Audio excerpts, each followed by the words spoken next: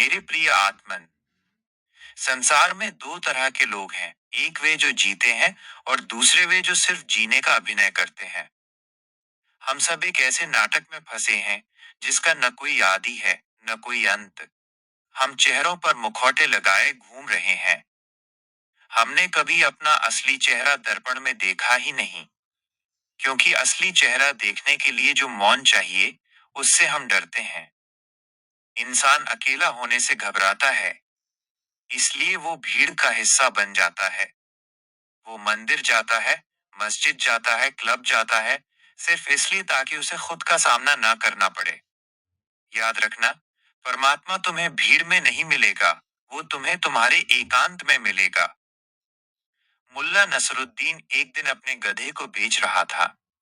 एक ग्राहक आया और उसने पूछा, मुल्ला, क्या ये गधा ठीक से काम करता है? मुल्ला ने लंबी चौड़ी तारीफें की। ये गधा नहीं, ये तो हीरा है। ये मीलों तक बिना थके चलता है, बहुत आज्ञाकारी है। ग्राहक खुश होकर गधे को ले गया।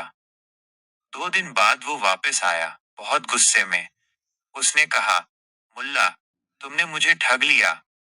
ये गधा तो महा आलसी है, ये कदम तक नहीं बढ़ाता।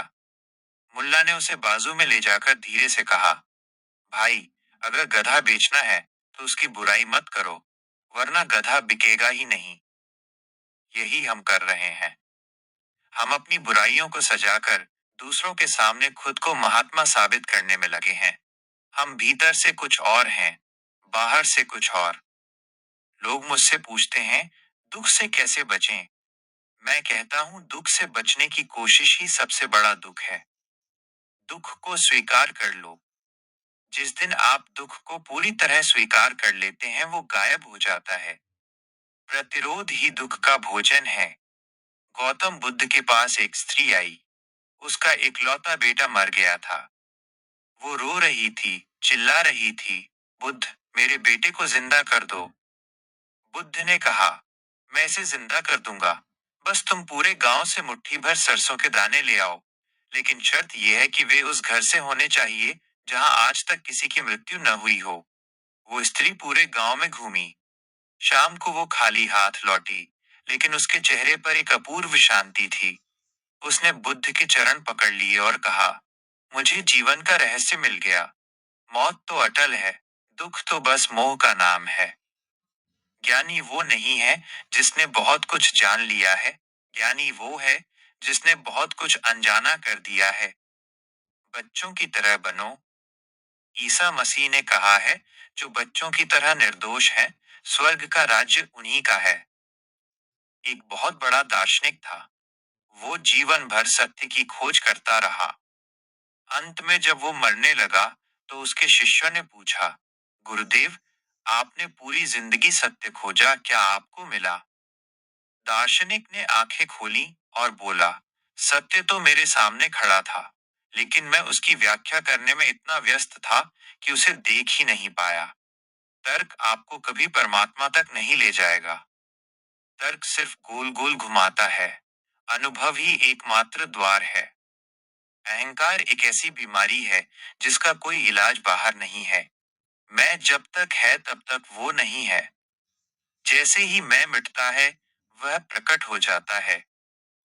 प्रेम में भी हम मैं को बचाए रखते हैं, इसलिए प्रेम अक्सर युद्ध बन जाता है।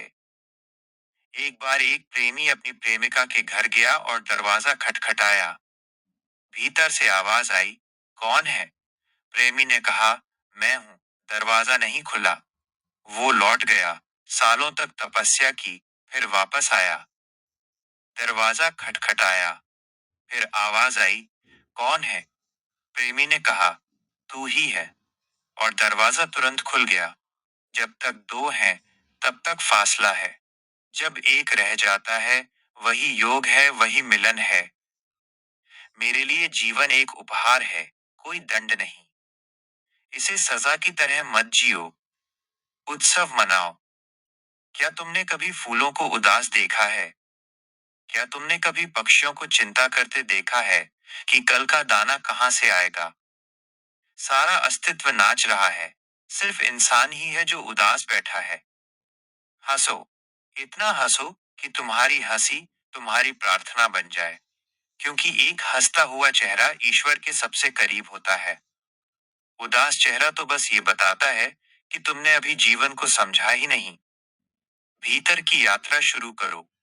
बाहर की दौड़ तो मौत पर खत्म होगी, लेकिन भीतर की यात्रा अमृत पर खत्म होती है। अपने साक्षी बनो। जो भी हो रहा है उसे बस देखो। विचार आ रहे हैं देखो। भावनाएं उठ रही हैं देखो। देखते देखते एक दिन आप पाएंगे कि आप न विचार हैं न शरीर, आप तो बस वो देखने वाले हैं। मेरे प्रणाम स्वीकार करें।